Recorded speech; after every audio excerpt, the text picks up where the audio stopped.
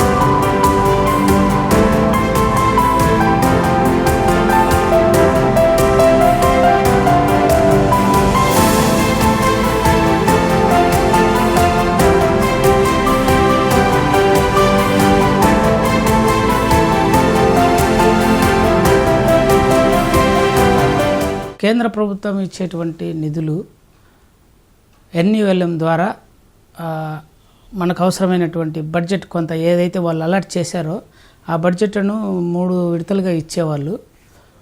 అది కూడా చాలా ఆలస్యంగా వచ్చేది. మేము రెంటు తోటి, కరెంటు బిల్లుతోటి, స్టాఫ్కు జీతాలతోటి కొంచెం చాలా ఇబ్బందికరంగానే మొదటి నుంచి కూడా కష్టపడుతూనే నడుపుకుంటూ వచ్చాము.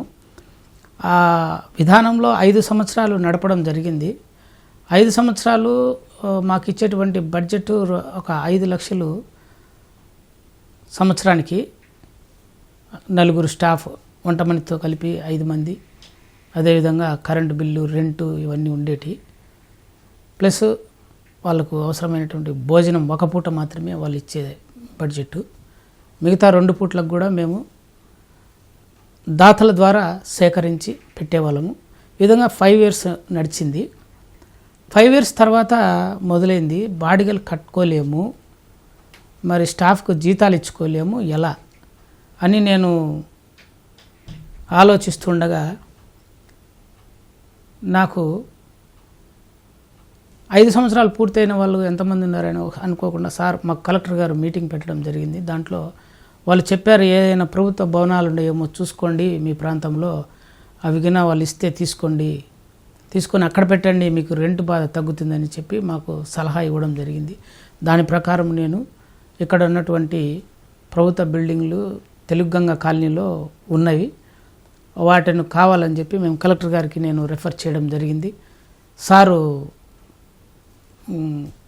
కూడా మాకు రికమెండేషన్ చేశారు, నామినల్ రెంట్తో ఇచ్చారు. అయినప్పటికీ ఉచితంగా ఇవ్వాల్సినవి కూడా మాకు రెంటు నెలకు 3,500తో వాళ్ళు ఇచ్చారు. ఇంకా మరి స్టాఫ్కు జీతాలు ఎట్లా అంటే అప్పుడు నేను కొంతమంది స్టాఫ్ను తగ్గించుకోవాల్సి వచ్చింది. ఎందుకంటే చిన్న సంస్థ, ఫైనాన్షియల్ బ్యాక్గ్రౌండ్ ఏమీ లేదు. మరి ఇంతమంది స్టాఫ్ని పెట్టి నడపాలంటే వాళ్ళు కూడా అడిగారు నన్ను, అన్నా నీకు సేవ చేయాలనేటువంటి ఆశ నీకుంది, నువ్వు ఉచితంగానైనా నువ్వు చేసుకుంటావు, మాకు ఫ్యామిలీస్ ఉన్నాయి, మేము మా మేము పోషించుకోవాలి కదా, మాకు జీతం లేకపోతే మేము పని చేయలేము నీతో కలిసి అని అన్నారు. సరే మీరు వెళ్ళిపోవాలంటే వెళ్ళిపోండి అని నేను చెప్పడం జరిగింది. ఒక వ్యక్తి నాతో నిలబడ్డాడు, మిగతా 3 వెళ్ళిపోయారు. అట్లనే నేను జీతభత్యాలు లేకుండానే ఆ ఉండే గవర్నమెంట్ బిల్డింగ్లోనే నామినల్ రెంట్తోనే దాతలతో నేను వాళ్ళని అడిగి ఇక్కడ మాకు కొన్ని అవసరాలు ఉన్నాయి, ఈ విధంగా మేము ఇంతకుముందు ప్రభుత్వ బిల్డింగ్లో ఉండేవాళ్ళము, అది సమయం అయిపోవడం వల్ల బడ్జెట్ లేదు, ఇక్కడ చేస్తున్న మాకు ఏదైనా సాయం చేయండి అని నేను దాతలను అడగడం జరిగింది. అక్కడ మంచినీళ్ళు లేవు, కరెంటు లేదు, వసతి అస్సలు లేదు, టాయిలెట్స్ లేవు, ఏం లేవు. దాతలు వచ్చిన వాళ్ళు మేము అక్కడ ఉండే మనుషులను చూసి ఏమేమి అవసరమో ఒక్కొక్కరు 1 by 1 నాకు సహకరిస్తూ టాయిలెట్స్ కానీ, నీళ్లు కానీ, కరెంటు కానీ, అక్కడ అవసరమైనటువంటి షెడ్లు, ఏదైతే భోజనం చేసేదానికి ఒక షెడ్డు, టీవీ చూసేదానికి ఇంకొక షెడ్డు, ఇలా దాతలు వాళ్ళ యొక్క ఉదార స్వభావంతో నాకు సహకరించడం జరిగింది. వీళ్ళల్లో ప్రముఖంగా చాలా మంది దాతలు కూడా ఉన్నారు. ఇక్కడ ఉన్నటువంటి నాయకులను కానీ, అధికారులను, మరియు ఇక్కడ ఉన్నటువంటి కొంతమంది ప్రజల్లో ఉన్నటువంటి డబ్బు కలిగినటువంటి దాతలను నాకు పరిచయం చేసి 4 లక్షల రూపాయలు సహాయం చేసి అక్కడ అవసరమైనటువంటి అన్నీ కూడా మౌలిక వసతులన్నింటినీ అక్కడ ఏర్పాటు చేయడం జరిగింది. ఇప్పుడు అక్కడ ఫ్యాన్లు, లైట్లు, డూమ్ లైట్లు, టాయిలెట్స్, ఒక బోర్ కూడా వేశారు. ఒక ఆయన 1 లక్ష రూపాయలు పెట్టి దాత, ఆయనకు కూడా నేను ప్రత్యేక కృతజ్ఞతలు తెలుపుకుంటున్నాను. ఎందుకంటే నా దగ్గర డబ్బు లేదు, నేను స్టార్టింగ్లోనే నేను ఎట్లా స్టార్ట్ చేయాలనో తెలియదు. అలాంటి పరిస్థితుల్లో నేను 2 మనుషులతో 10,000తో స్టార్ట్ చేసినటువంటి వాడిని ఈరోజు అక్కడ మొదలుపెట్టే టయానికి 30 మంది నిరాశ్రయులు అన్ని వసతులతోటి ఆ దేవుడు నాకు సహాయం చేసిండంటే ఇది ఒక, నేను ఏం లేను, ఎవరైనా వచ్చి అడిగినా కూడా ఎవరు రవి అంటే ఎవరు, ఏముంది, ఏంది బ్యాక్గ్రౌండ్ ఏంది అని అడిగితే ఏమి లేదు, మరి ఇంత ఆశ్రమం ఎట్లా నడుపుతానంటే షాక్ అయిపోతాడు. అదంతా నేను నిజంగా అనుకుంటాను దేవుడు నాకు చేసేటువంటి సహాయము, ఆ దేవుడి వల్లనే నేను ఇంత నడపగలుగుతాడా. నా కాడ పెద్ద చదువు లేదు, దండిగా డబ్బునేని కాదు, పెద్ద కులమునేని కాదు, మరి ఎట్లా నడుపుతాడా అంటే మేము చేసేటువంటి ప్రార్థనలు, దేవుడు మాకు చేసేటువంటి సహాయము. నేను ఈరోజు మన దివ్యవాణి టీవీ ఛానల్ ముందు నేను నిలబడినానంటే నాకు అర్థం కాలేదు. నవీకరణంలో మాకు కాజీపేటలో, మాది కడపలో నవీకరణం అనే ఒక చిన్న పత్రిక వచ్చేది. నా స్నేహితుడు యువరాజు అతను రాసేవాడు. అవి వచ్చేటి ఆర్టికల్స్ చదివి చిన్నగా ఎక్కడో మా ఉపదేశాల విషయంలో కానీ, లేదంటే మా యూత్ విషయంలో కానీ ఎక్కడో చిన్నగా నా పేరు వచ్చి చాలా సంతోషపడేవాడిని. నేను నవీకరణంలో నా పేరు వచ్చిందిరా, మా నాయన పేరు వచ్చిందని సంతోషపడేవాడిని. కానీ ఈరోజు దివ్యవాణి ఛానల్లో నేను మాట్లాడుతున్నానంటే నేను ఎక్కడ ఉన్నా మా ఊర్లో నా సహచరులతోటి నేను ట్రాక్టర్ పని చేసేవాడిని. ఈరోజు 30 మందికి భోజనం పెడుతూ వాళ్ళకందరికీ వసతులు ఏర్పాటు చేస్తూ మీ ముందర నిలబడినానంటే నిజంగా ఇది ఆ దేవుని మహిమ కాకపోతే ఇంక ఏంది. కాబట్టి దేవుడు నాకు చేసినటువంటి సహాయము, ఈ యొక్క మంచి సమరయుడు స్టోరీని నేను చిన్నప్పటి నుంచి వినడం అది ఒక సేవ అనేది మనం కూడా ఇట్లా చేస్తే అట్లా చేయాలనుకున్నాను. నేను నాకు ఆశ్రమం పెట్టక ముందు ఇట్లుందా, ఎవరిని తీసుకుంటారు, ఎలా తీసుకుంటారు, ఎట్లా తీసుకుంటారు అవన్నీ నేను గమనించేవాడిని. చూస్తే నాకు చాలా బాధ అనిపించేది. అరే నిజంగా నిరుపేదలు, మరి మతానికి, కులానికి చాలా కింది స్థాయిలో ఉన్నటువంటి వాళ్లకు సేవ అందించాలంటే ఎవరు చేయాలని ఒక క్వశ్చన్ మార్క్ నాకు ఉండేది. ఎవరు చేయాలి మరి ఇంత కింది స్థాయి. కాబట్టి నేను ఇలాంటి వాళ్ళని నేను చేరదీయాలా. నిజంగా నేను ఆకలి కొనేవాడిని కాబట్టి ఆకలి కొనేవాడు ఎవడనేది నాకు తెలుసు. నేను ఎట్లా దగ్గరికి తీసుకొని చేయాలనే కసితో నేను ఆశ్రమం పెట్టినా కాబట్టి నాకు నిజంగా దేవుడు సహకరించి ఈ విధంగా నాకు అవకాశం వచ్చింది. కాబట్టి నేను నా గురువుల దగ్గర నేర్చుకున్నటువంటి సేవా గుణము, ఆ మంచితనము, అవన్నీ నాకు మొదటి నుంచి ఉన్నాయి కాబట్టి అవే నాకు ఈరోజు ఉపయోగపడినాయి. దాని ద్వారానే ఈ యొక్క ఆనంద నిలయాన్ని నిలబెట్టుకొని ఎంతమంది వచ్చినప్పటికీ ఇక్కడ చేస్తున్నటువంటి సేవలు ఆనందంగానే ఉన్నాయని ప్రతి ఒక్కరూ నాతో చెప్పడం కూడా జరుగుతుంది. కాబట్టి నేను ఈ మంచి అనేదాన్ని మనం డైరెక్ట్గా చేయాలా. ఎందుకంటే మనం చిన్నప్పటి నుంచి వింటున్నాం మంచి సమరయుడు అనేది, డైరెక్ట్గా మంచి సమరయుడు మాత్రమే చేయాలనేటువంటిది, న్యాచురల్గా చేయాలనేటువంటి ఒక ఆశ, ఆలోచన నాకు ఉంది. కాబట్టి నేను పబ్లిక్లోకి పోయినా నేను అట్నే చేస్తా, అట్లా చేయాలని నాకు ఆశ, చేస్తున్నా కూడా. నమస్కారం, నా పేరు మాణిక్యమ్మ, మాది కలసపాడు మండలం, రెడ్డిపల్లె గ్రామం, కడప జిల్లా. మేము 9 సంవత్సరాల నుంచి ఇక్కడ ఆనంద నిలయం అనే ఆశ్రయం జరుగుతుంది. అయితే దీంట్లో నేను ఒక సభ్యురాలిని, వైస్ ప్రెసిడెంట్గా నేను చేస్తే ఎక్కడైనా కూడా మా బస్ స్టాండ్లలో కానీ ఎక్కడ ఎవరైనా ముసలి వాళ్ళు పేదలు నేను పొలిటికల్గా పనిచేస్తా. వాళ్ళు కనపొస్తే ఇక్కడికి పలానా చాట ఉంది పోండి అని చెప్తా, ఇక్కడికి తీసుకొచ్చి ఇడిచే ఇక్కడ బాగా వాళ్ళకు ఆరోగ్యంగా రవి సార్ గారు బాగా వాళ్ళకు విసారించి వాళ్ళని బ్రహ్మాండంగా చూసుకుంటా వాళ్ళకు తిండి అయితే కొంతమంది దాతలు సహాయం చేస్తుండ్రు ఇక్కడ. వాళ్ళ ద్వారా ఇది చాలా సక్సెస్గా బాగా జరుగుతుంది.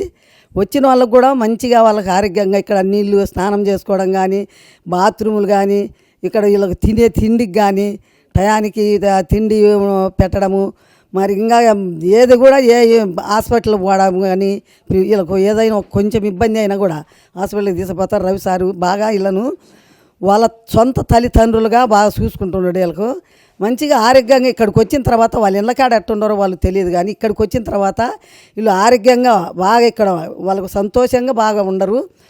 వాళ్ళు తినే తిండిని కూడా బాగా జరుపుతుండ్రు కూడా. ఏ విషయంలో బట్టలు అయితేనేమి ఏవి కూడా వాళ్ళకి కొరత లేకుండా ఈ రవి సార్ గారు చూసుకుంటున్నారు. నేను ఎప్పుడైనా వస్తుంటా చూస్తా, ఇక్కడ చూసి వాళ్ళకి ఏదైనా చెప్పడము, ఎక్కడన్నా ఏడన్నా ఉంటే కానీ ఇంకా తొడకారా పలానా చాటికి పోండి అమ్మ, మిమ్మల్ని బాగా చూసుకుంటారు, పలానా చాటికి పోండి అయ్యి అని చెప్తుంటా. వచ్చి అందరూ ఇక్కడ ఇది చూసిన వాళ్ళు మాత్రము, దీంట్లోకి వచ్చిన వాళ్ళు మాత్రం దాటి ఏం పోయేదానికి ఇంకా లేదు. బాగా ఇక్కడ నిలవ ఉండరు వాళ్ళు. ఈ ఆనంద నిలయానికి కూడా అభివృద్ధిగా అవుతుందని నేను కూడా దేవుని కూడా రోజు పొద్దున్నే అయితేనేమో సాయంత్రం అయితేనే ప్రార్థన కూడా చేస్తుంటాయి వాళ్ళ కోసం. ఇట్లాంటి మంచి కార్యక్రమాలు ఆనందంగా చేస్తున్నాడు కాబట్టి ముసలి వాళ్ళను, వృద్ధాలను, ఇంకా ఏదైనా దారి తప్పిన వాళ్ళందరినీ కూడా బాగా ఆయన సంతోషంగా ఆయన ఇసుక్కోకుండా ఆయన బాగా సంతోషంగా చూసుకుంటున్నాడు కాబట్టి ఆయనకు కూడా మన అందరి తరపున ధన్యవాదాలు తెలుపుకోవాలని నేను వీళ్ళందరినీ కూడా కోరుకుంటున్నా. గుడ్ సమరిటన్ కార్యక్రమంలో ఇప్పుడు ఒక చిన్న విరామం తీసుకుందాం.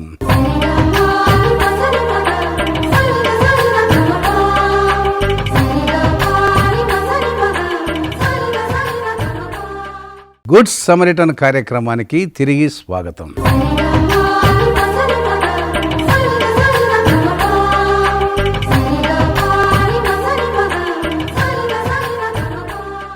ఇక్కడ మా ఆనంద నిలయంలో కులాలకు మతాలకు అతీతంగా మేము సేవలు చేస్తున్నాము. నేను మతపరంగా నేను ఎప్పుడు ఎవరిని నేను చూడలేదు. ఇద్దరితో స్టార్ట్ చేసినటువంటి ఇద్దరు అనామకులతో నేను స్టార్ట్ చేసి ఈరోజు కొడుకులు ఉండి కూడా కూడు పెట్టకుండా తన్ని తరిమేసినటువంటి తల్లిదండ్రులు ఎంతోమంది ఏడ్చుకుంటూ నా కాడికి వచ్చిండ్రు ఈ 9 సంవత్సరాల్లో. వాళ్ళని కూడా నేను చేరదీసి అవసరమైతే పోలీసులతో కూడా మాట్లాడించి కౌన్సిలింగ్ ఇచ్చి మా ఆశ్రమం నుంచి కూడా కొంతమందిని కూడా తిరిగి ఇంటికి చేర్పించడం కూడా జరిగింది. ఎంతోమందికి మా దగ్గరనే ఉండి నాయనా నువ్వే చచ్చిపోయినా బతికినా నువ్వే అనేటోళ్లకు మంచంలో పడినా కూడా సేవలు చేసి సంవత్సరం రోజుల పాటు కూడా సేవలు చేసి వాళ్ళు అయిపోయిన తర్వాత మనం వారి మతానుకూలంగా వాళ్ళకు అంతిమ యాత్రలు కూడా చేసి ఒక దేవుడిచ్చినటువంటి ఈ యొక్క గొప్ప అవకాశాన్ని నేను ఒక మంచి సమరుడిగా ఉండాలనే ఉద్దేశంతోనే అది నాకు నరనరాల్లో జీర్ణించుకుపోయింది సేవ అనేది ఆలోచన. కాబట్టి నేను ఆ విధంగానే చేస్తున్నాను. నా పేరు పిడతల సునీత. మేము ఈ ఆశ్రమం కోసం ఎంతో కష్టపడి పోరాడి నా భర్త ఎంతో కష్టపడి తిరిగి ఈ ఆశ్రమం కోసం పోరాడినాడు. ఆయన చేసే ప్రతి పని యందు కూడా మేము కూడా ఎన్నో విధాలుగా ఈ ఆశ్రమం నిలబడాలి అని ఎంతో ప్రార్థన చేసి ఎన్నో విధాలుగా నాయకుల దగ్గరికి అయితేనేమి ఎక్కడికైతేనేమి ఎంతగానో పోరాడితే ఈ ఆశ్రమం నిలబెట్టుకున్నాము. ఇక్కడికి వచ్చినటువంటి ప్రతి ఒక్కరు కూడా అందరూ బాగా ఆరోగ్యంగా ఉండాలని ప్రతి విషయంలో వాళ్ళకు కూడా మేము సాయం చేస్తూ ముసలోళ్ళకు చూపించడం కానీ హాస్పిటల్కి తీసుకుపోవడం కానీ ఎన్నో విధాలుగా సాయపడుతూ నా భర్త ఎంతో కష్టపడుతూ చేస్తూ ఉన్నాడు. ఆయనకు నేను తోడుగా ఉంటూ ప్రతి విషయంలో కూడా ఇక్కడికి కూడా వచ్చి వాళ్ళకు నా చేతనైన సాయం నేను చేస్తూ నా భర్తకు తోడుగా ఉన్నాను. ఇక్కడికి వచ్చినాక ముసలోళ్ళకు వాళ్ళకి ఏదన్నా అవసరమైతే వాళ్ళకు అవసరమైంది చేస్తూ వాళ్ళకి కావాలని చేసి పెడుతూ ఏదన్నా వంట చేయడము తీసుకురావడము వాళ్ళని వచ్చి పలకరియడము ఏం బాగుందే బాగాలేదని వాళ్ళ ప్రతి విషయాలలో కనుక్కొని వస్తూ పోతూ ఉంటాయి. ఇక్కడికి ప్రతి ఒక్క విషయంలో కూడా నేను తోడుగా ఉంటూ నడుచుకుంటూ ఉంటాను. ఎంతోమంది నాయకులు మాకు ఎన్నో విధాలుగా సాయం చేసి ఈ ఆశ్రమం నిలబెట్టినందుకు దేవునికి స్తోత్రములు చెప్పుకుంటున్నాను. ఎన్ని కష్టాలు, ఎన్ని బాధలు, ఎన్నో సమస్యలు ఎదురైనాయి ఈ ఆశ్రమం నిలబెట్టుకునేదానికి. అన్నీ పోరాడి దేవుని కృప మా యందు ఉన్నందువలన ఈ ఆశ్రమాన్ని మేము నిలబెట్టుకోగలిగాము. దేవుని కృప ఉంటే ఇంకా భవిష్యత్తులో కూడా బాగా నడిపించుకొని సొంత ఆశ్రమం కట్టుకోవాలని ఎంతో దేవుని వేడుకుంటున్నాం ప్రతి దినం కూడా. నీవే లేకుండా నేనుండాలేనయ్యా, నీ తోడే లేకుండా నే బ్రతకాలేనయ్యా, రాజా నీ సన్నిధిలో నేనుంటానయ్యా, మనసారా ఆరాధిస్తూ బ్రతికేస్తానయ్యా, నీ సన్నిధానములో సంపూర్ణ సంతోషం, నిన్నారాధించుకునే ఇలువైన అవకాశము, నీ సన్నిధానములో సంపూర్ణ సంతోషం, నిన్నారాధించుకునే ఇలువైన అవకాశము, కోల్పోయినాయన్నీ నాకు వెచ్చుటాకును, కోల్పోయినాయన్నీ నాకు వెచ్చుటాకును, బాధల నుండి బ్రతికించుటాకును, బాధల నుండి బ్రతికించుటాకును, నీవే రాకపోతే నేనేమైపోదును, నీవే రాకపోతే నేనేమైపోదును, నేనుండాలేనయ్యా, నే బ్రతకాలేనయ్యా, నేనుండాలేనయ్యా, నే బ్రతకాలేనయ్యా, నీవే లేకుండా నేనుండాలేనయ్యా, నీ తోడే లేకుండా నే బ్రతకాలేనయ్యా, రాజా నీ సన్నిధిలో నేనుంటానయ్యా, మనసారా ఆరాధిస్తూ బ్రతికేస్తానయ్యా. ఇలాంటి ఆర్గనైజేషన్ రన్ చేయడానికి ఇటువంటి సేవ చేయాలంటే కూడా అంత ఈజీ కాదు అని నేను అనుకుంటాను. చాలా వరకు ఫైనాన్షియల్ సపోర్ట్ కూడా కావాలి, మానవత్వం చూపించే మంచి మనుషులు కూడా ఉండాలి. ఎలా ఈ సమస్యలన్నీ మీరు పరిష్కరిస్తారు, ఎలా ఈ వృద్ధులందరికీ మీ ఆదరణ చూపిస్తారో చెబుతారా? ఈ బద్వేల్ పట్టణంలో చాలామంది నిరాశ్రయులు తిరుగుతూ ఉంటారు అట్ట ఇట్ట. మనకు దిక్కుమొక్కు లేని వాళ్ళు చాలామంది కనిపిస్తారు.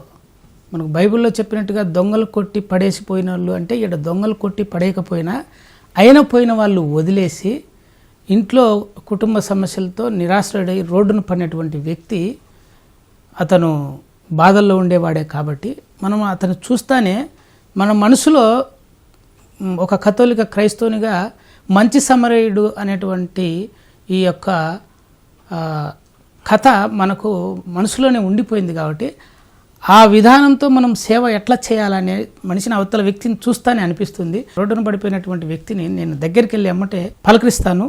ఎవరు మీరు, మీ పేరేంటి అని అడుగుతాను.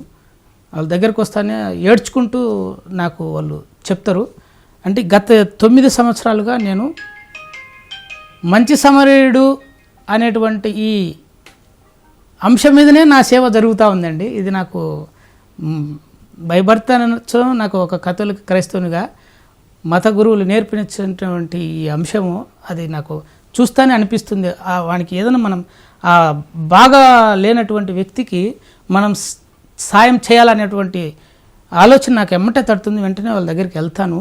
నేను పలకరించి బస్టాండ్లో ఉన్నటువంటి వ్యక్తులు అయితేమి, ఫుట్పాత్ల పైన పడిపోయినటువంటి వాళ్ళని అయితేనేమి, ఎక్కడైనా రోడ్ సైడు షటర్ల పక్కన ఎక్కడైనా పాడుబడిన ఇళ్ళ దగ్గర పడిపోయి ఉంటారు. అలాంటి వాళ్ళను నేను చూసిన వెంటనే నాకు అనిపిస్తుంది నేను వాళ్ళకి ఏదైనా చేయాలా మనం అనే ఆలోచన వస్తుంది.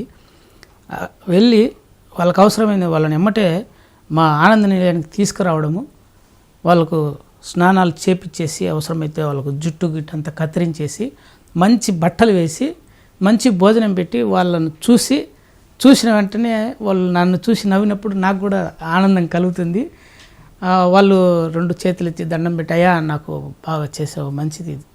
కొంతమంది మానసిక పరిస్థితి బాగలేనటువంటి వాళ్ళు, మాట్లాడలేనటువంటి వాళ్ళకు కూడా మేము ఆ విధంగా సేవలు చేసి వాళ్ళకి అవసరమైనటువంటి భోజనము, బట్టలు, మందులు అన్నీ ఇస్తే వాళ్ళు కన్నీళ్లు పెట్టి ఏడ్చి మాతో కలిసిపోయి ఈ విధంగా 9 ఏళ్లలో నేను 3000 మందికి సర్వీస్ ఇచ్చానండి. నా పేరు భైరవరపు ప్రసాద్, కడప జిల్లా బద్వేల్ మాది. నిన్ను వలే నీ పొరుగువానిని ప్రేమించు అనే బైబిల్ వాక్యం ద్వారా యేసయ్య చెప్పినటువంటి ఆ మాటకు నేను బాగా ఇన్స్పైర్ అయ్యాను. ఎప్పుడైనా కూడా నా ఇంట్లో వాళ్ళకు, నా భార్యకు, నా బిడ్డలకు కాకుండా వేరే ఎవడికో తెలియనటువంటి వాడికి, ఒకసారి బద్వేల్లో బస్సులో వెళ్తున్నటువంటి వాడు ఆకలి అవుతుంది నాకు డబ్బులు ఇవ్వమంటే తాగుడుపోతని నేను తలంచి ఇవ్వలేదు. అయినా చూద్దామని హోటల్కి రా అని బద్వేల్ దగ్గర ఉన్నటువంటి రాజమాత హోటల్లో నువ్వు తిను, నేను డబ్బులు ఇస్తానని చెప్పాను. నిజంగా అతను ఆకలి గొలి తినడం జరిగింది. ఆయన తినిన తర్వాత డబ్బులు కట్టి వస్తా అంటే నేను చాలా ఆనందాన్ని అనుభవించిన. ఎందుకంటే నిన్ను వలే నీ పొరుగువానిని ప్రేమించమనేది అది ఎంత గొప్ప మాటో నేను ఆ అనుభూతిని పొందుకున్నా. నా స్నేహితుడు అయినటువంటి పిడతల రవికుమారు ఇక్కడ ఒక వృద్ధాశ్రమాన్ని ఏర్పాటు చేసి ఆ వృద్ధుల్లోనే తను దేవుణ్ణి చూసుకుంటా ఉన్నాడు. తన తల్లిదండ్రులను ఏ విధంగా అయితే చూసుకుంటా ఉన్నాడో తన తల్లిదండ్రులను కూడా ఆ విధంగా చూసుకున్నాడో లేదో నాకైతే తెలియదు, కానీ ఇక్కడ వాళ్ళను అంత ప్రేమగా గొప్పగా చూసుకుంటా ఉన్నాడు వాళ్ళను. దానికి నేను ఇష్టపడి అప్పుడప్పుడు ఈ వృద్ధాశ్రమంలోకి వచ్చి నాకు తోచిన కాడికి ఎంతో కొంత కనీసం పనులు అయినా సరే టిఫిన్ సెక్షన్ అయినా ఏర్పాటు చేసి వాళ్ళు తింటా ఉంటే వాళ్ళతో పాటు కూర్చొని తిని ఆ ఆనందాన్ని నేను పొందుకుంటాను. ఈ యొక్క ఆశ్రమంలోకి వచ్చినటువంటి వారు ఆ విధంగా ఎవరైతే వారికి మన ద్వారా వాళ్ళు కొంత కడుపులోకి భుజించుకున్న తర్వాత వాళ్ళు తింటా ఉంటే మనకు ఎంతో సంతోషం కలుగుతుంది వాళ్ళతో పాటు కూర్చొని తినడం అనేది.